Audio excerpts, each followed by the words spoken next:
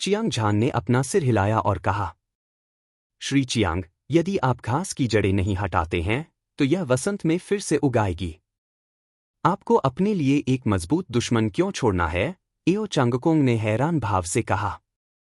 वह जानता था कि संप्रभु राजा पहले ही दिव्यकोर चरण की 10वीं परत के शिखर पर पहुंच चुका था। किसी भी समय स्वर्गीय क्लेश को ट्रिगर करना संभव था। एक बार जब वह इसे पार कर जाता तो वह क्लेश पतन चरण में आगे बढ़ जाता। यह उनके लिए एक घातक खतरा होगा।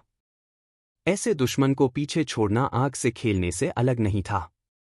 एक शक्तिशाली दुश्मन, एक संप्रभु राजा। ईमानदारी से कहूं तो उसके पास ऐसा करने की योग्यता नहीं है। चियांग झान ने हल्के से मुस्कुराया। उसका स्वर आत्मविश्वास से भरा था। संप्रभु राजा शक्तिशाली था, लेकिन वह केवल अपने उच्च साधना आधार पर निर्भर था। यदि वे एक ही साधना स्तर पर होते तो उसका प्रतिद्वंद्वी निस्संदेह मर जाता। जहां तक संप्रभु राजा की मृत्यु का सवाल है, हालांकि यह संभव था, लेकिन यह कुछ ऐसा नहीं था जो डोंगटियन के संकट को थोड़े समय के भीतर आकर्षित कर सके। भले ही वह संकट से बचने के लिए पर्याप्त भाग्यशाली था, फिर भी वह कुछ समय के लिए कमजोर हो जाएगा, जिससे डरने की कोई बात नहीं थी। बेशक चियांग झान ने संप्रभु राजा को जाने दिया क्योंकि उसकी चोटें केवल 2/3 तक ही ठीक हुई थी। भले ही वह संप्रभु राजा को मार सके, लेकिन यह आसान नहीं होगा। इसके अलावा वह नहीं चाहता था कि उसका प्रतिद्वंद्वी एओ चांगकोंग के हाथों मर जाए। उस स्थिति में एओ चांगकोंग की स्थिति का फायदा उठाने की प्रतिष्ठा होगी। वह अपने दिल में भी असहज महसूस कर रहा था। इसके अलावा उसने पहले ही इस लड़ाई में आकार परिवर्तन चरण की 8वीं स्वर्गीय परत को तोड़ने का अवसर महसूस किया था। उनका मानना था कि वह आधे साल से भी कम समय में दिव्यकोर चरण को तोड़ने में सक्षम होंगे। इसके अलावा गुफा में 1 लाख भूत इकट्ठे थे। इससे उसे अपनी हत्या की तकनीक को अपने दिल की इच्छा के अनुसार निखारने का मौका मिलेगा, साथ ही साथ उसकी अमर ब्लेड की मंशा भी। अपने साधना आधार का 50% आगे बढ़ने के बाद संप्रभु राजा को मारने में बहुत देर नहीं होगी। साथ ही वह अपनी ताकत का परीक्षण भी कर सकता था। जब एओ चांगकोंग ने चियांग झान की दृढ़ अभिव्यक्ति देखी तो वह केवल असहाय होकर आहें भर सका। वह केवल संप्रभु राजा को मारने का विचार छोड़ सकता था। श्री एओ, गुफा में भूत हमारे प्रशिक्षण के लिए पर्याप्त हैं। चलो जल्दी करो। चियांग झान ने अपना हाथ हिलाया। बोलते हुए वह गुफा में चला गया और एओ चांगकोंग उसके पीछे चला गया। विशाल गुफा में सोल बेकोनिंग स्ट्रीमर अभी भी एक पीली रोशनी उत्सर्जित कर रहा था। ताजे मांस की तरह इसने भूखे भेड़ियों की आत्माओं को आकर्षित किया और सैकड़ों हजारों आत्माएं सोल बेकोनिंग स्ट्रीमर के चारों ओर उड़ गईं। आत्मा की शक्ति की एक बड़ी मात्रा समुद्र की तरह उतार चढ़ाव कर रही थी, विशाल और शक्तिशाली। चियांग झान बड़ी दिलचस्पी के साथ आत्मा आवान ध्वज के पास गया और उसे करीब से देखा। उसने पाया कि ध्वज पर 3 अक्षर उकेरे गए थे, भूत राजा ध्वज, और प्रत्येक अक्षर शक्तिशाली राक्षसी विचारों से भरा हुआ था, जिससे लोग भ्रम और हृदय राक्षसों से भर गए। शैतान दाओ निम्न श्रेणी का खजाना कलाकृति, भूत राजा बैनर। ऐसा कहा जाता है कि स्वर्गीय शैतान संप्रदाय में एक शीर्षकधारी बुजुर्ग है। पाताल लोक का भूत राजा आत्मा नियंत्रण तकनीक में कुशल है। वह एक बार 9 नरक के प्रवेश द्वार में गहराई तक गया था। उसने कुछ मिलियन भूतों को पकड़ लिया और उन्हें एक सर्वोच्च श्रेणी के खजाने में बंद कर दिया। जब इसे युद्ध में उतारा गया तो यह अतुलनीय रूप से भयंकर और अजेय था। हमारे एक उपसंप्रदाय गुरु को पाताल लोक के भूत राजा ने मार डाला और उसकी आत्मा भी छीन ली गई, एओ चांगकोंग ने बड़बड़ाते हुए कहा। यह भूत राजा बैनर पाताल लोक के भूत राजा के एक शिष्य का होना चाहिए। मुझे आश्चर्य है कि यह संप्रभु राजा के हाथों में कैसे आ गया। कौन परवाह करता है? वैसे भी भूत राजा बैनर अब हमारा है। भविष्य में जब हम 9 पाताल भ्रम क्षेत्र में प्रशिक्षण लेंगे तो इस राक्षसी खजाने के साथ हम अपनी कृपाण की मंशा को शांत करने के लिए बड़ी संख्या में भूतों को इकट्ठा कर सकते हैं। उस समय के साथ श्री एओ क्षयकारी भाला इरादे को 80% तक बढ़ाने में सक्षम होंगे, जो दुनिया के सभी नायकों के साथ प्रतिस्पर्धा करने के लिए पर्याप्त होगा, चियांग झान ने उत्साहित भाव से कहा, और फिर उसने अपने कृपाण इरादे का 50% जारी किया। यह हवा में एक अद्वितीय दिव्य ब्लेड में संघनित हो गया और आसपास के भूतों को पागलों की तरह मारना शुरू कर दिया। उसी समय उसने जानबूझकर कुछ भूतों को अपने दिमाग में प्रवेश करने के लिए एक खाली जगह छोड़ दी। अविनाशी ब्लेड इरादे ने तुरंत एक शक्तिशाली बल को मुक्त किया और भयंकर रूप से नीचे गिरा दिया। एओ चांगकोंग ने भी भूतों को मारने के लिए क्षयकारी भाला इरादे के शिखर का 50% प्रसारित किया और अपनी साधना में प्रवेश किया। यह एक अभूतपूर्व अवसर था। 1,00,000 भूत तीक्ष्ण पत्थरों की तरह थे, जिससे चियांगझान और एओ चांगकोंग अपने कृपाण इरादे और भाला इरादे के प्रशिक्षण में खुद को डुबोने में सक्षम थे, खुद को इससे मुक्त करने में असमर्थ थे। 1 महीने बाद चियांगझान ने अनगिनत भूतों को मार डाला था और उसका वध कृपाण इरादा 50% के शिखर पर पहुंच गया था। अविनाशी ब्लेड इरादे के निम्न क्षेत्र के कारण इसकी प्रगति बहुत तेज थी और इसने निरंतर सफलताएं हासिल की थी। यह 20% के शिखर पर पहुंच गया था। यह उन छोटे पैमाने के भूतों का अनुभव था जिनका उसने अतीत में सामना किया था। यह बिल्कुल असंभव है। एओ चांगकोंग को भी जबरदस्त लाभ हुआ था। क्षयकारी भाला इरादा 60% से अधिक टूट गया था। बेजोड़ भाला इरादे में स्वर्ग और पृथ्वी को नष्ट करने और सभी जीवित चीजों को नष्ट करने की शक्ति थी। भूतों का वध करना उसके लिए बहुत आसान था। हालांकि यह केवल शुरुआत थी। चियांगझान और एओ चांगकोंग स्वाभाविक रूप से अंतहीन भूतों का सामना करने पर संतुष्ट नहीं होंगे। उन्होंने अपनी सारी ऊर्जा भूतों को मारने पर केंद्रित की और अपनी कृपाण और भाले की मंशा को बेहतर बनाना जारी रखा। 60% वध कृपाण इरादा, 30% अविनाशी ब्लेड इरादा, 60% शिखर वध कृपाण इरादा, 40% अविनाशी ब्लेड इरादा। जैसे जैसे समय बीतता गया, चियांगझान और एओ चांगकोंग 3 महीने से अधिक समय तक गुफा में साधना करते रहे। 100,000 भूत पहले ही मारे जा चुके थे, लेकिन भूत राजा बैनर ने भूतों को दूर से इकट्ठा होने के लिए आकर्षित किया था, जिससे उन दोनों को पर्याप्त सुरक्षा मिली। 70% क्षय भाला इरादा, आगे बढ़ो। इस दिन एओ चांगकोंग की आंखें सितारों की तरह चौड़ी हो गईं। उसके सिर के ऊपर एक अभूतपूर्व उत्साह था। क्षय भाला इरादे से संघनित सफेद लंबा भाला चमक रहा था। यह अतुलनीय रूप से राक्षसी था। राजसी क्षय भाला इरादे ने आसपास के शून्य को एक छत्ते में बदल दिया। यह वास्तव में 70% तक पहुंच गया।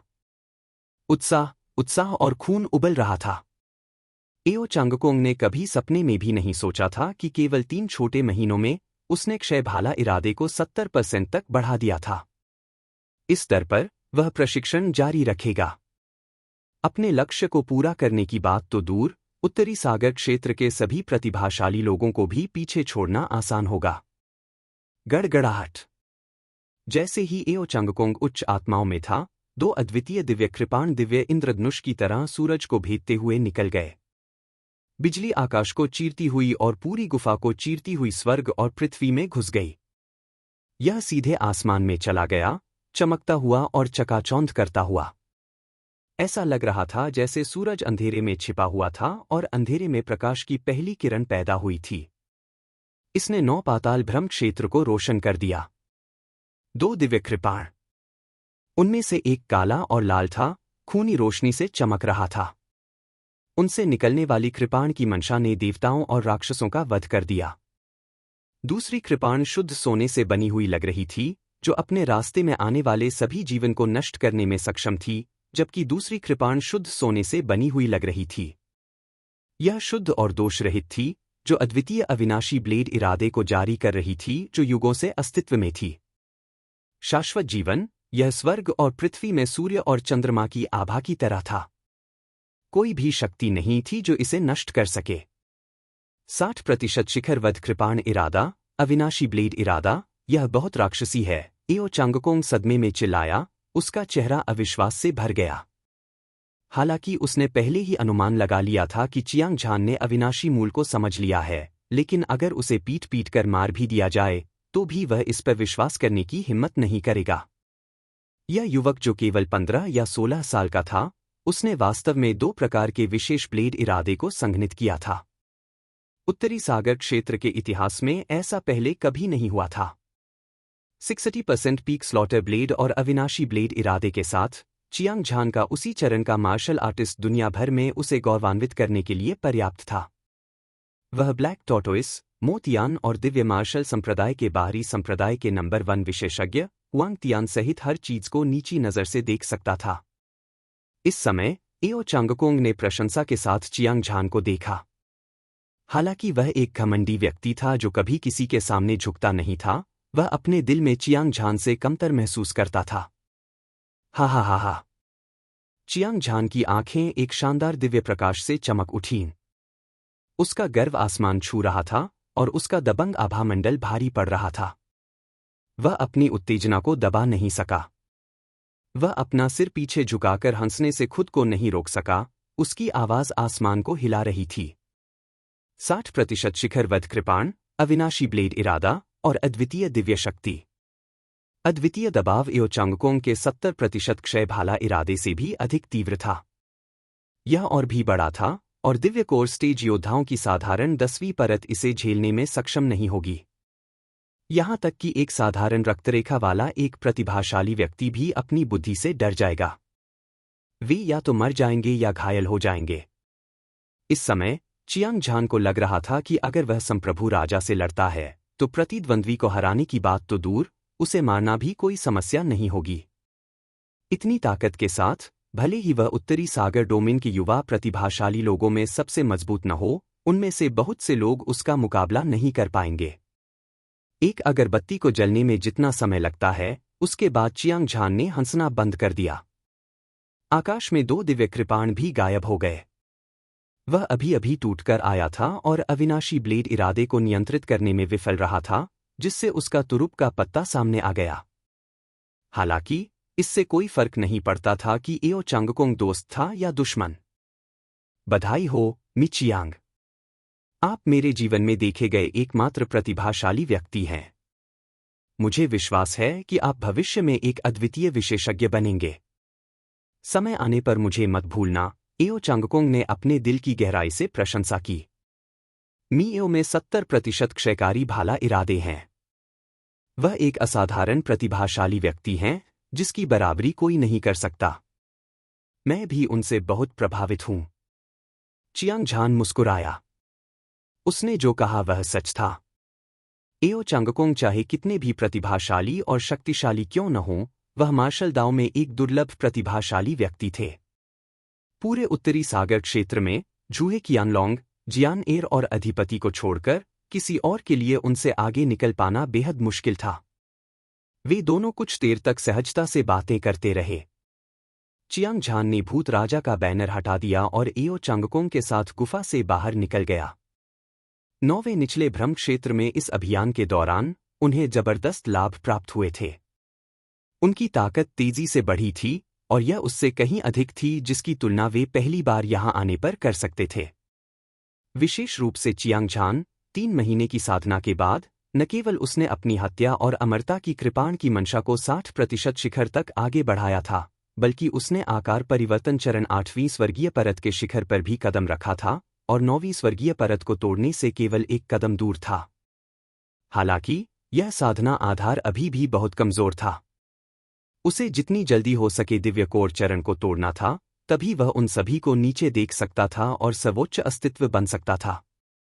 किसी को पता होना चाहिए कि 9वें निचले भ्रम क्षेत्र खतरे से भरा था और कोई नहीं जानता था कि वहां कितने भूत रहते थे। उनमें से क्लेश पतन चरण विशेषज्ञ भी उन शक्तिशाली प्राचीन भूतों के कब्जे में जाने वाला था। इसके अलावा यहां अनगिनत विशेषज्ञ थे और उनमें से हर एक स्वर्ग का एक गौरवशाली पुत्र था। उन्हें कम करके नहीं आंका जा सकता था। बेशक चियांग झान को सबसे ज्यादा डर ब्लैक टॉर्टोइज और मोतियान से था। पहला एक प्राचीन दिव्य जानवर था जिसमें असीम जन्मजात शक्ति और बेजोड़ रक्षा थी। 10 विशेष वंशों वाले अद्वितीय प्रतिभाशाली लोग भी उसी साधना स्तर पर मानव मार्शल आर्टिस्ट का उपयोग कर सकते थे। बाद वाले को स्वर्गीय शैतान संप्रदाय के बाहरी संप्रदाय के नंबर 1 विशेषज्ञ के रूप में जाना जाता था और उनके नाम ने पूरे उत्तरी सागर क्षेत्र को हिला दिया था। वह कोई आसान शिकार नहीं था। चियांग झान की वर्तमान ताकत के साथ उसे इन 2 विशेषज्ञों से लड़ने का कोई भरोसा नहीं था। पिछले कुछ दिनों में कम और कम भूत हैं। मुझे डर है कि आसपास के सभी भूतों को हमने मार दिया है। ऐसा लगता है कि हमें अभी भी 9 निचले भ्रम क्षेत्र में गहराई तक जाना है। एओ चांगकोंग ने चियांग झान को देखा और मुस्कुराते हुए कहा। यह सुनकर चियांग झान ने सिर हिलाया। उसने इस कठिन प्रशिक्षण के दौरान पहले ही अपना मन बना लिया था। वह कृपाण की 2 विशेष विशेषताओं के स्तर को 80% तक बढ़ाना चाहता था। अपने लक्ष्य को पूरा करने से पहले उसे अभी भी एक लंबा रास्ता तय करना था, इसलिए उसे स्वाभाविक रूप से 9 नीदर भ्रम क्षेत्र के आंतरिक क्षेत्र में प्रवेश करना था। बिना किसी देरी के उन दोनों ने अपने हमले शुरू कर दिए और उड़ गए। दर्जनों मील तक उड़ने के बाद चियांग झान और एओ चांगकोंग को केवल कुछ 100 भूतों का सामना करना पड़ा। यह घटना यह साबित करने के लिए पर्याप्त थी कि उन्होंने वास्तव में एक ही झटके में आसपास के सभी भूतों को पकड़ लिया था। शेष भटकते सैनिकों को हमला करने में कोई दिलचस्पी नहीं थी। उन्होंने कुछ विशेषज्ञों का भी सामना किया था जो रास्ते में कोई भूत न मिलने की शिकायत कर रहे थे। चियांग झान और एओ चांगकोंग ने बुरा नहीं माना। वे जंगल में और भी अंदर चले गए। 100 मील दूर होने पर भी उन्हें कोई बड़ी संख्या में भूत नहीं मिले। हालांकि असीम अंधकार और हड्डियों में एक शानदार रोशनी प्रकट हुई। धधकती रोशनी का पर्दा चिलचिलाती धूप की तरह ही आकर्षक था। रोशनी के पर्दे के अंदर महल थे जो बिल्कुल शहरों जैसे दिखते थे। यह बॉर्डर सिटी है, 9 नेदर इल्यूजन दायरे का पहला शहर, एओ चांगकोंग ने कहा। चियांग झान ने नक्शे का अनुसरण किया और सीधे बॉर्डर सिटी में चला गया। जैसा कि अपेक्षित था, वह जानता था कि फ्रिंज सिटी सिर्फ एक बाहरी शहर था। उसके सामने सेंट्रल सिटी और डेड सिटी थी, जो पूरे 9 नेदर इल्यूजन दायरे का मूल था। ऐसा कहा जाता था कि सबसे शक्तिशाली भूत वहां एकत्र हुए थे, जो अपनी कृपाण की मंशा को बेहतर बनाना चाहते थे। उन्हें वहां एक यात्रा करनी थी। इस समय बॉर्डर सिटी को कवर करने वाली प्रकाश स्क्रीन के नीचे सैकड़ों मार्शल कलाकार, दानव कल्टीवेटर, सर्वशक्तिमान और शैतान दाव विशेषज्ञ सभी शक्तिशाली आभा उत्सर्जित कर रहे थे। वे आकाश में विशाल लहरों की तरह थे, जो हजारों मील तक फैल रहे थे। दृश्य बेहद चौंकाने वाला था। चियांग झान और एओ चांगकोंग ने तेजी से दौड़ लगाई और पलक झपकते ही भीड़ में दिखाई दिए। इस समय उन्होंने चमकदार प्रकाश स्क्रीन देखी। प्रकाश स्क्रीन के बगल में 2 बूढ़े आदमी खड़े थे। उनमें से एक लंबा और मजबूत आदमी था। दूसरा था। हालांकि उनमें से प्रत्येक ने एक ऐसी आभा बिखेरी जो किसी के दिल की धड़कन बढ़ा देती थी। स्पष्ट रूप से वह एक शीर्ष विशेषज्ञ था। यह फ्रिंज सिटी मेरे दिव्य मार्शल संप्रदाय के एक वरिष्ठ द्वारा बनाया गया था, मेरे संप्रदाय के शिष्यों को छोड़कर।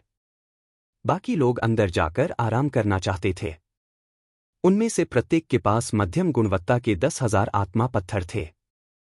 इसके अलावा शहर में बहुत सारे महल नहीं हैं, इसलिए हमें पहले अंदर जाना होगा।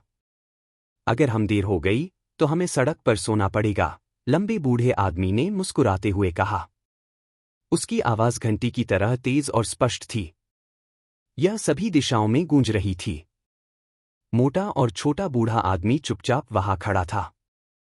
उसने जानबूझकर कोई शक्तिशाली बल नहीं छोड़ा, लेकिन उस तरह का दबाव जो स्वर्ग और पृथ्वी जितना भारी था, उसने मौजूद अनगिनत प्रतिभाओं और विशेषज्ञों को सर्दियों में सिकाड़ा की तरह चुप कर दिया। हर कोई हैरान होकर 2 बूढ़ों को देख रहा था। किसी ने विरोध करने की हिम्मत नहीं की। यहां तक कि वे क्रूर और क्रूर दानव कल्टीवेटर, सर्वशक्तिमान और शैतान दाव विशेषज्ञ भी आज्ञाकारी बन गए और एक के बाद एक स्पिरिट स्टोन निकालने लगे। तुरंत लंबे बूढ़े आदमी ने स्पिरिट स्टोन गिने और छोटे और मोटे बूढ़े ने टोकन दिए। वे दोनों बहुत व्यस्त थे। चियांग झान हैरान था। यहां सैकड़ों प्रतिभाएं थीं और उनमें से प्रत्येक के पास 10,000 मध्यम श्रेणी के स्पिरिट स्टोन थे। कुल मिलाकर लाखों स्पिरिट स्टोन थे। इसमें उन लोगों की गिनती भी नहीं थी जो बहुत समय पहले शहर में आए थे। इसके अलावा 9 नेदर इल्यूजन क्षेत्र अज्ञात संख्या में वर्षों से साल दर साल अस्तित्व में था। क्या दिव्य मार्शल संप्रदाय बहुत बड़ा लाभ नहीं कमाएगा? उसी समय जब उसने लंबे बूढ़े व्यक्ति की बातें सुनी तो वह मन ही मन खुश हुआ। सौभाग्य से वह दिव्य मार्शल संप्रदाय का शिष्य था, अन्यथा वह 10,000 मध्यम श्रेणी के स्पिरिट स्टोन निकाल लेता। यह बिल्कुल असंभव था, क्योंकि अब तक उसने केवल 1000 मध्यम श्रेणी के स्पिरिट स्टोन देखे थे। यह एल्डर तियानफेंग का उपहार था। मध्यम श्रेणी के स्पिरिट स्टोन अतुलनीय रूप से कीमती थे और वे विभिन्न साम्राज्यों में अत्यंत दुर्लभ थे। हालांकि चियांग झान दिव्य मार्शल संप्रदाय का शिष्य था, फिर भी वह एक नौसिखिया था। उसे अभी तक संप्रदाय से कोई साधना संसाधन नहीं मिला था और उसके पास एक भी मध्यम श्रेणी का स्पिरिट स्टोन नहीं था। आमतौर पर वह अपनी साधना के लिए निम्न श्रेणी के स्पिरिट स्टोन का उपयोग करता था। यह भी एक मुख्य कारण था कि उसकी साधना प्रगति इतनी धीमी क्यों थी। ऐसी परिस्थितियों में जब चियांग झान ने भारी मात्रा में मध्यम श्रेणी के स्पिरिट स्टोन देखे तो उसके अंदर का दानव जाग उठा। ऐसा लगा जैसे वह उससे मौके पर ही हजारों स्पिरिट स्टोन लूटना चाहता हो। मी चियांग, चलो हम भी अंदर चलते हैं। एओ चांगकोंग ने चियांग झान पर एक नजर डाली। बोलते हुए वह भीड़ के बीच से निकलकर लंबे बूढ़े आदमी के सामने चला गया और 10,000 स्पिरिट स्टोन उसे सौंप दिए। चियांग झान ने दिव्य मार्शल संप्रदाय के एक शिष्य की पहचान का प्रतिनिधित्व करने वाला सुनहरा टोकन निकाला और उसे लंबे बूढ़े आदमी को सौंप दिया। जांच पड़ताल करने के बाद लंबे बूढ़े आदमी ने स्पिरिट स्टोन को अलग रख दिया और टोकन चियांग झान को वापस कर दिया। उसने छोटे और मोटे बूढ़े आदमी की ओर सिर हिलाया। Number 287, number 288। अपने टोकन लें और लाइट स्क्रीन खोलें। अंदर जाने के बाद आप इसी नंबर वाले महल को पा सकते हैं। छोटे और मोटे बूढ़े आदमी ने उपहास किया और 2 जेट टोकन बाहर फेंक दिए। चियांग झान और एओ चांगकोंग ने दूसरों की नकल की और टोकन को प्रकाश स्क्रीन पर रख दिया। तुरंत प्रकाश स्क्रीन हिंसक रूप से हिल गई और एक विशाल चूषण बल ने उन्हें अंदर खींच लिया। सीमा शहर बड़ा नहीं था और वहां केवल कुछ 100 महल थे। उन सभी को एक तरह के सुनहरे पत्थर से बनाया गया था। पहली नजर में यह एक महल जैसा लग रहा था, शानदार और भव्य। महलों के दरवाजे कसकर बंद थे, लेकिन अंदर एक शक्तिशाली क्यूई थी। कुछ शुद्ध और विशाल थे, कुछ जंगली और हिंसक थे और कुछ खूनी और बुरे थे। बिना किसी संदेह के एक मार्शल आर्टिस्ट होना चाहिए। दानव कल्टीवेटर सर्वशक्तिमान और शैतान दाव विशेषज्ञ अंदर रहते थे। चियांग झान और एओ चांगकोंग साथ साथ चलते थे। सैकड़ों महलों से गुजरने के बाद उन्हें आखिरकार महल 287 और महल 288 मिले। वे दोनों 9 निचले भ्रम क्षेत्र में एक साथ जाने से पहले कुछ दिनों के लिए यहां आराम करने के लिए सहमत हुए। एओ चांगकोंग को महल में प्रवेश करते देख चियांग झान कुछ और कदम आगे बढ़ा। उसने अपना सिर उठाया और महल के द्वार पर नजर डाली। उस पर महल संख्या 288 फीट लिखा हुआ था। यह निस्संदेह एक शुभ संख्या थी जो किसी को भी आराम का एहसास कराती थी। अभी अभी प्राप्त किए गए टोकन को पकड़े हुए चियांग झान अंदर जाकर आराम करने ही वाला था कि अचानक उसे अपने पीछे से तेज कदमों की आवाज सुनाई दी। वरिष्ठ भाई चियांग, कृपया रुकें। एक सम्मानजनक और विनम्र आवाज सुनाई दी। चियांग झान ने पीछे मुड़कर देखा। जो बोल रहा था वह नीले रंग की पोशाक पहने एक युवक था, लगभग 20 साल का। उसका शरीर पतला था और उसकी आंखें सुंदर थीं, बिल्कुल किसी विद्वान की तरह। हालांकि उसका शरीर प्रथम आकाश दिव्यकोर स्टेज की आभा उत्सर्जित कर रहा था। इसके अलावा वह एक बहुत शक्तिशाली अस्तित्व था। उसे एक साधारण वंश वाला प्रतिभाशाली व्यक्ति होना चाहिए। इस आदमी के बगल में 2 पुरुष और 2 महिलाएं खड़ी थीं। उनकी आंखें तेज थीं और उनकी क्यूई असाधारण थी। वे दोनों प्रथम स्तर के दिव्यकोर स्टेज योद्धा थे और उनकी ताकत नीली पोशाक वाले युवक की तुलना में कम नहीं थी। चियांग झान को लग रहा था कि उसने इन लोगों को पहले भी देखा है और सबसे अधिक संभावना है कि उसने उन्हें 9 नेदर वैली में पहले भी देखा था। क्या बात है? चियांग झान ने विनम्रता और सौहार्दपूर्वक पूछा। वरिष्ठ भाई चियांग, हम सभी दिव्य मार्शल संप्रदाय के बाहरी सर्कल के शिष्य हैं। हमने अभी कुछ समय पहले ही दिव्य कोर स्टेज को तोड़ा है, इसलिए हम प्रशिक्षण के लिए एक साथ 9 निचले भ्रम क्षेत्र में आए हैं। दुर्भाग्य से वे थोड़ी देर बाद सीमा शहर में प्रवेश कर गए और महल पहले से ही भरा हुआ था। इससे कोई फर्क नहीं पड़ता कि छोटे भाई और अन्य लोगों के साथ क्या हुआ, लेकिन 2 छोटी बहनें सड़कों पर नहीं सो सकती थीं। मुझे आशा है कि आप उनका ख्याल रख सकते हैं। नीली शर्ट वाले युवक ने सम्मानपूर्ण लहजे में कहा। अन्य 2 पुरुष और 2 महिलाओं ने भी झुककर प्रणाम किया, उनकी आंखें सम्मान से भर गईं। उन्होंने चियांग झान को मोयू को हराते हुए और 9 निचले घाटी में 4 कछुआ राजाओं को हराते हुए अपनी आंखों से देखा था। उनमें से हर एक ने अपने दिल की गहराई से चियांग झान की प्रशंसा की, इसलिए वे स्वाभाविक रूप से उसकी उपेक्षा करने की हिम्मत नहीं करेंगे। खासकर 2 युवा पुरुष और सुंदर महिलाएं। जब उन्होंने चियांग झान को देखा तो उनके चेहरे लाल हो गए और उनके दिल तेजी से धड़क रहे थे। वे आड़ू के फूलों की तरह सुंदर थे। ऐसा लग रहा था जैसे उन्होंने अपने सपनों के प्रेमी को देखा हो और वे शर्मीले और प्यारे थे। हम सभी एक ही संप्रदाय से हैं। विनम्र होने की कोई जरूरत नहीं है। आप सभी मेरे पीछे आ सकते हैं। चियांग झान शुरू से ही एक दयालु व्यक्ति था। इसके अलावा वे सभी दिव्य मार्शल संप्रदाय के शिष्य थे और वे एक दूसरे के बहुत करीब थे। उसने तुरंत सभी के अनुरोध पर सहमति जताई। उसने महल का द्वार खोला और अंदर जाने का रास्ता दिखाया।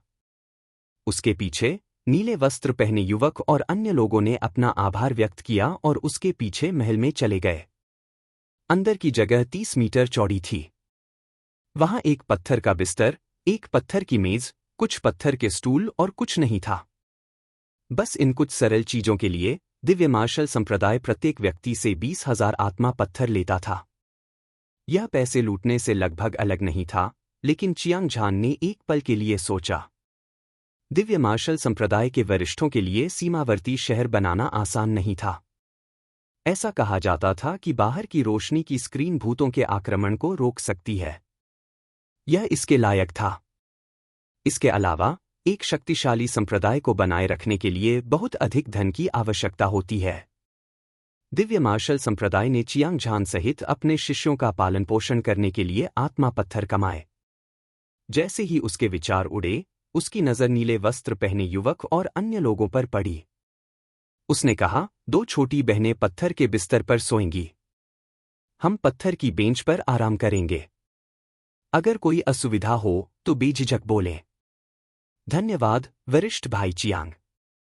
सभी ने फिर से चियांग झान को धन्यवाद दिया। उन्होंने कुछ सूखा खाना खाया और चुपचाप बातें करने लगे। हम अभी अभी पैलेस नंबर 16 से गुजरे हैं।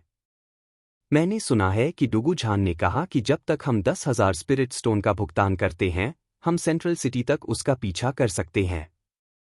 क्या हमें इस पर विचार करना चाहिए? हालांकि डुगू झान शक्तिशाली है, वह दिव्य मार्शल संप्रदाय का एक बदमाश है, एक कामुक शैतान। भले ही मैं मर जाऊं, मैं सेंट्रल सिटी तक उसका पीछा नहीं करूंगा। वरिष्ठ म्यू सही कह रहे हैं। डुगू झान एक अच्छा इंसान नहीं है। वह रास्ते में किसी को मार भी सकता है और किसी को लूट भी सकता है। बीफू की चर्चा की आवाज महल में गूंज रही थी। चियांग झान ने इसे स्पष्ट रूप से सुना। ऐसा लग रहा था कि डुगू झान नामक एक विशेषज्ञ था जो सेंट्रल सिटी जाने वालों का अंगरक्षक बनना चाहता था। शर्त यह थी कि प्रत्येक व्यक्ति को 10,000 मध्यम श्रेणी के स्पिरिट स्टोन का भुगतान करना था। इसके अलावा डुगू झान का दिव्य मार्शल संप्रदाय से कुछ लेना देना था। इसके अलावा वह एक अच्छा इंसान था और एक अच्छा इंसान नहीं था। डुगू झान चाहे जो भी हो, जिस तरह से यह व्यक्ति पैसे लेकर आया, उसने चियांग झान के दिमाग को हिलाकर रख दिया। यह सोचना कि वह सेंट्रल सिटी में किसी की रक्षा करके एक मध्यम श्रेणी का स्पिरिट स्टोन कमा सकेगा, वह इतना अच्छा अवसर कैसे छोड़ सकता था? इसके अलावा वह सेंट्रल सिटी भी जाना चाहता था और साथ ही स्पिरिट स्टोन भी कमाना चाहता था। यह उन दोनों के लिए जीत वाली स्थिति होगी, क्यों नहीं? सबसे महत्वपूर्ण बात यह थी कि चियांग झान को अपने साधना आधार को बेहतर बनाने के लिए तत्काल मध्यम श्रेणी के स्पिरिट स्टोन की आवश्यकता थी। यदि उसके पास पर्याप्त मध्यम श्रेणी के स्पिरिट स्टोन होते, तो वह कुछ ही समय में आकार परिवर्तन चरण की 10वीं परत के शिखर को तोड़कर दिव्यकोर चरण तक पहुंच सकता था। डुगू झान दिव्य मार्शल संप्रदाय का एक बदमाश है। हम उसके साथ नहीं जुड़ सकते। नीली पोशाक पहने युवक की आंखों में एक दिव्य प्रकाश चमक उठा जब वह ठंडी आवाज में बोल रहा था। तुरंत अन्य 2 पुरुषों और 2 महिलाओं ने अपनी चर्चा बंद कर दी। जाहिर है, उनका नेतृत्व नीली शर्ट वाले युवक ने किया था। चियांग झान के दिमाग में एक विचार कौंधा। वह मूल रूप से प्रशिक्षण के लिए सेंट्रल सिटी जाना चाहता था। अगर वह अपनी साधना को बढ़ाने के लिए रास्ते में कुछ मध्यम श्रेणी के स्पिरिट स्टोन अर्जित कर सकता है, तो यह एक पत्थर से दो पक्षियों को मारना होगा। अगर हर कोई सेंट्रल सिटी जाना चाहता है, तो वास्तव में मैं आपकी रक्षा भी कर सकता हूं। चियांग झान ने मुस्कुराते हुए कहा। सच में? यह बहुत अच्छा होगा अगर मैं सीनियर भाई चियांग के साथ प्रशिक्षण ले सकूं।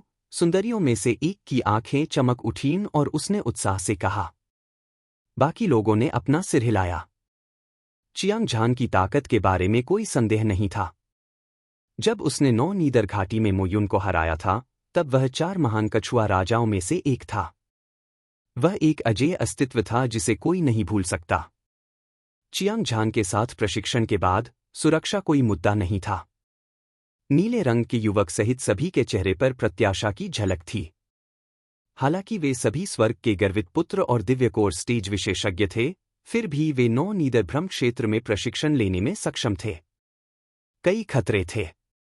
यह उल्लेख करने की आवश्यकता नहीं है कि यदि वे किसी शक्तिशाली भूत का सामना करते हैं, तो उनके पास भूत होने की बहुत संभावना है। केवल दानव कल्टीवेटर सर्वशक्तिमान और शैतान दाव विशेषज्ञ अकेले ही किसी को मारने और उनकी चीजें चुराने के लिए पर्याप्त थे। यह उनके लिए एक आपदा होगी। किसी को यह जानना था कि 9 नीदर भ्रम क्षेत्र में प्रवेश करने वाले दानव कल्टीवेटर सर्वशक्तिमान और शैतान दाव विशेषज्ञ सभी पिछले वाले से अधिक शक्तिशाली थे। उदाहरण के लिए 4 कछुआ राजा, मोयुंग, उनमें से कोई भी नीले वस्त्र वाले युवक और अन्य को तुरंत मार सकता था। इसके अलावा कुछ दानव कल्टीवेटर सर्वशक्तिमान और शैतान दाव विशेषज्ञ भी थे जो पिछले साल, उससे पहले और उससे भी पहले 9 निचले भ्रम क्षेत्र में प्रवेश कर चुके थे। कोई नहीं जानता था कि वे कितने शक्तिशाली थे, लेकिन एक बार उनका सामना होने के बाद वे मर जाते थे। उत्तरी सागर क्षेत्र में, हालांकि दानव दाव और दानव दाव शक्तिशाली थे, उन्हें हजारों वर्षों से दिव्य मार्शल संप्रदाय द्वारा दबा दिया गया था और उनके लिए खेती के संसाधन प्राप्त करना बेहद मुश्किल था। इसके अलावा राक्षसी मार्ग और राक्षसी मार्ग पूरी तरह से संरक्षण के नियम का पालन करते थे और अपनी ताकत बढ़ाने पर ध्यान केंद्रित करते थे। कीमिया, हथियार बनाने, खेती की तकनीक बनाने आदि के क्षेत्रों में यह रूढ़िवादी संप्रदायों के संचय जितना समृद्ध नहीं था। आमतौर पर अधिकांश दानव साधक सर्वशक्तिमान और शैतान दाव विशेषज्ञ अपनी साधना को बनाए रखने के लिए वध और लूट पर निर्भर थे। बेशक, जितने अधिक संसाधन होंगे, उतना ही बेहतर होगा। इसलिए रूढ़िवादी संप्रदायों के विशेषज्ञ भी एक दूसरे को मार डालेंगे और पागलों की तरह लूट लेंगे। यही असली कारण था कि 9 नेदर इल्यूजन क्षेत्र खतरे में था। हालांकि चियांग झान को इस जानकारी के बारे में पता नहीं था, लेकिन उसका दिमाग बहुत ही सावधान था और वह बेहद होशियार था। जब उसे पैसे कमाने का कोई तरीका मिला, तो उसे स्वाभाविक रूप से उसे मजबूती से पकड़ना पड़ा। क्या होगा अगर तुम सब सेंट्रल सिटी तक मेरे पीछे चलो और मैं एक भी पैसा नहीं लूंगा? लेकिन तुम लोगों को मेरा एक एहसान करना होगा। बाहर जाओ और सबको बताओ कि मेरा क्या मतलब है। कोई फर्क नहीं पड़ता कि वह कौन है, जब तक तुम 5000 मध्यम श्रेणी के स्पिरिट स्टोन का भुगतान करोगे, मैं सभी की सुरक्षा की गारंटी दूंगा। चियांग झान ने आत्मविश्वास से कहा। फिर हम सबसे पहले सीनियर भाई चियांग को हमारी देखभाल करने के लिए धन्यवाद देंगे। चिंता मत करो, हम अभी जाकर उन्हें ले आएंगे, नीले रंग की युवक ने उत्साह से कहा। फिर उसने अन्य 4 को महल 288 से बाहर निकाला। चियांग झान दरवाजे के पास खड़ा था और उसके सुंदर चेहरे पर एक चमकदार मुस्कान दिखाई दी। वह अपने दिल में 5000 मध्यम श्रेणी के स्पिरिट स्टोन की गणना कर रहा था। 10 लोग 50,000 स्पिरिट स्टोन होंगे और 100 लोग 5 लाख स्पिरिट स्टोन होंगे। मध्यम श्रेणी के स्पिरिट स्टोन की इस तरह की कमाई दर के साथ उसे विश्वास था कि वह बहुत जल्द ही आकार परिवर्तन चरण की 10वीं परत के शिखर तक पहुंचने में सक्षम होगा। उस समय वह दिव्य कोर चरण तक पहुंच जाएगा और उत्तरी सागर डोमेन की युवा पीढ़ी में कोई भी उसका मुकाबला नहीं कर पाएगा।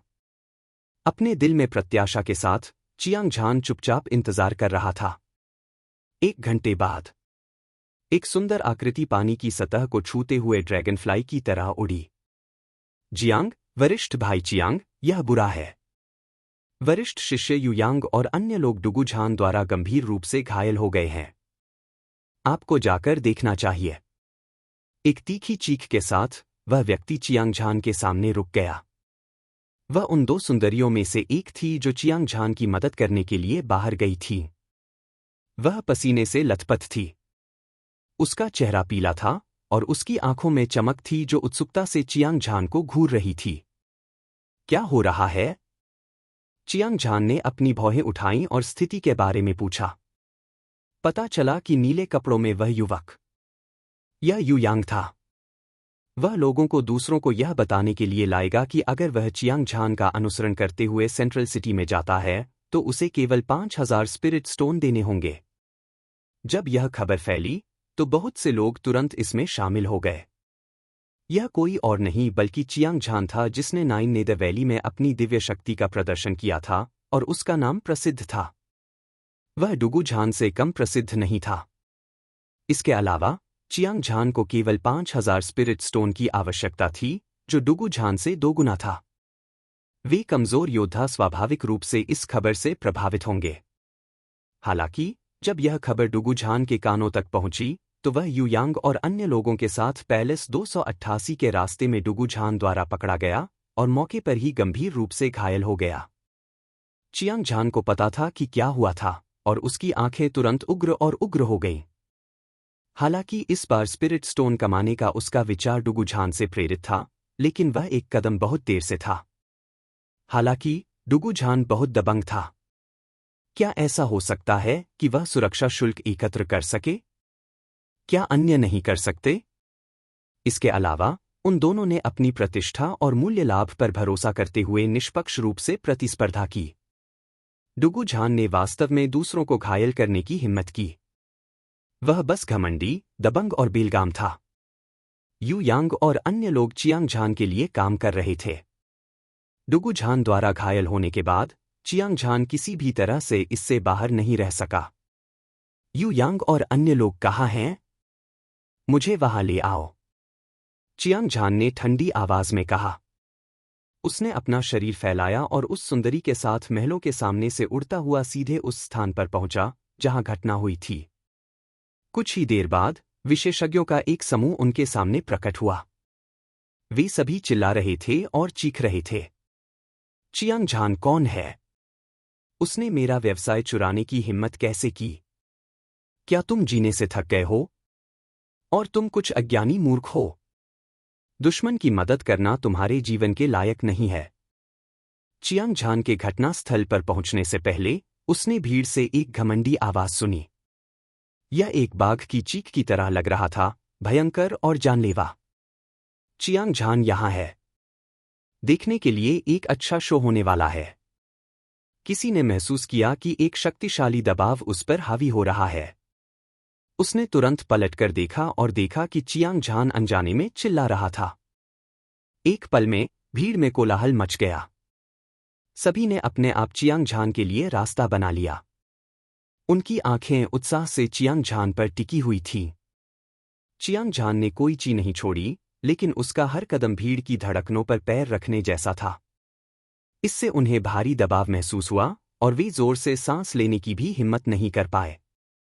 पूरा दृश्य एकदम शांत था, जैसे कोई कब्र हो। चियांगझान भीड़ में चला गया। उसकी तीखी आंखें वध की तलवार की तरह थीं और यह आत्मा को झकझोर देने वाली थी। इस समय युयांग और अन्य लोग जमीन पर ढेर हो गए थे। सभी के चेहरे लाल थे, उनके चेहरे की विशेषताएं टेढ़ी थीं और उनके मुंह के कोने पर खून था। उन पर काले कपड़े पहने एक बड़ा आदमी बैठा था, जिसके लंबे बाल उसके कंधों से नीचे लटक रहे थे। उसका चेहरा भयंकर था और उसकी दो सिनेबार भौहें उसके मंदिरों की ओर झुकी हुई थीं। उसकी त्रिकोणीय आंखें खून की प्यासी रोशनी से चमक रही थीं। वह लगातार उपहास करता रहा। इस आदमी के शरीर में एक मजबूत शैतानी ऊर्जा थी। हालांकि यह विस्फोट नहीं हुआ, लेकिन इसने लोगों को बेहद खतरनाक एहसास कराया। वह एक प्राचीन शैतान राजा की तरह था, बेहद दुष्ट। कहने की जरूरत नहीं है, वह निश्चित रूप से डुगुझान था। जब चियांगझान अभी अभी भागकर आया, तो उसने सुंदर लड़की को इसका जिक्र करते सुना था। डुगु झान कभी दिव्य मार्शल संप्रदाय के बाहरी सर्कल के शिष्यों में नंबर 1 विशेषज्ञ था। वह थंडर सोल के रक्त के साथ पैदा हुआ था। वह शक्तिशाली और अजेय था, लेकिन कुछ साल पहले उसने अचानक अपनी साधना को एक राक्षसी साधना तकनीक में बदल दिया। इसके अलावा वह पागल हो गया था और बेहद मजबूत था। उसने अपनी कुछ साथी छोटी बहनों का बलात्कार भी किया था। अंत में उसकी साधना को अनुशासनात्मक बुजुर्ग ने अपंग कर दिया और उसे संप्रदाय से निकाल दिया गया। हालांकि डुगु झान ने कुछ ही वर्षों में अपनी ताकत वापस पा ली। इसके अलावा उसने तेजी से प्रगति की थी और उसकी ताकत अथाह थी। ऐसा कहा जाता है कि यह आदमी पूरे साल 9 नीदरभ्रम क्षेत्र में प्रशिक्षण ले रहा था। उसने अनगिनत दानव कल्टीवेटर, सर्वशक्तिमान और शैतान दाव विशेषज्ञ को मार डाला था। उसकी क्रूर आभा अद्वितीय थी और इसने लोगों को भय से कांपने पर मजबूर कर दिया। डुगु झान, है ना? अगर तुम मरना नहीं चाहते तो अभी यहां से चले जाओ। चियांग झान ने डुगु झान को ठंडी निगाह से देखा और गुस्से से चिल्लाया। हालांकि ध्वनि तरंग तेज नहीं थी, लेकिन इससे निकलने वाली दबंग आभा ने वहां मौजूद सभी लोगों को चौंका दिया। हर कोई इस दृश्य को उत्साह से देख रहा था। हालांकि चियांग झान शक्तिशाली था, लेकिन डुगु झान कोई ऐसा व्यक्ति नहीं था जिसे हल्के में लिया जा सके। इन दोनों के बीच एक तीव्र लड़ाई अपरिहार्य थी। बच्चे, क्या तुम वही चियांग झान हो जो मेरे साथ व्यापार के लिए प्रतिस्पर्धा कर रहा है? डुगु झान शांत और संयमित था। जाहिर है उसने चियांग झान को अपनी नजरों में नहीं रखा। उसके मुंह के कोने पर एक क्रूर मुस्कान आ गई और उसने ठंडे स्वर में कहा, एक शिखर 8वीं स्वर्गीय परत आकार परिवर्तन मंच, एक चींटी। मेरे सामने इतना अहंकारी व्यवहार करने की तुम्हारी हिम्मत कैसे हुई? मौत को आमंत्रित करना। धमाका। उसकी आवाज फीकी पड़ने से पहले डुगु झान के शरीर से शैतान क्यूई की एक लहर निकली। यह एक पर्वतीय धारा के विस्फोट की तरह था। समुद्र बांध को तोड़ता हुआ और हिंसक रूप से चियांग झान की ओर बढ़ा। मैं चियांग झान हूं, लेकिन तुम ही मौत की तलाश कर रहे हो। चियांग झान का रवैया दबंग और दबंग था। ऐसा लग रहा था कि वह बस एक विशाल पर्वत की तरह लापरवाही से खड़ा था, शैतान क्यूई को 1 इंच भी हिले बिना उस पर हमला करने की अनुमति दे रहा था। आसपास के लोग चौंक गए। डुगु झान द्वारा मुक्त की गई शैतानी ऊर्जा राजसी और उफान पर थी। यह एक उफान पर हमला था।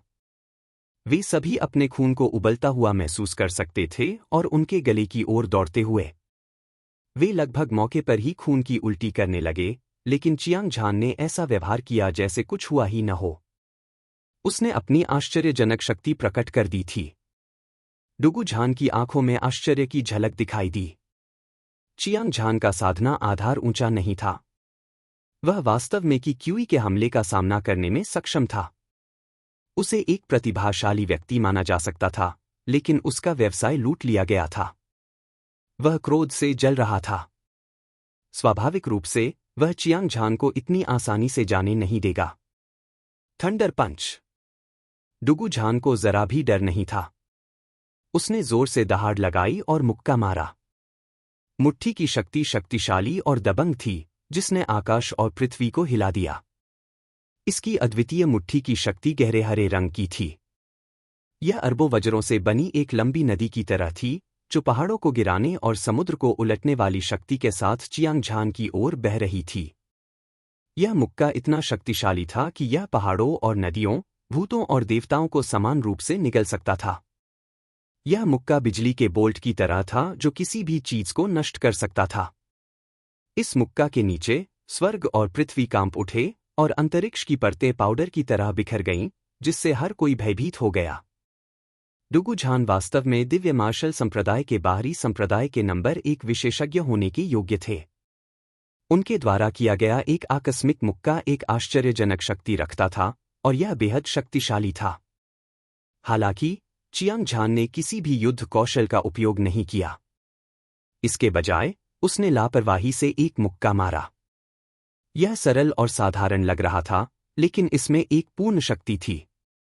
मुक्के की भयानक शक्ति धधक रही थी और चकाचौंध कर रही थी।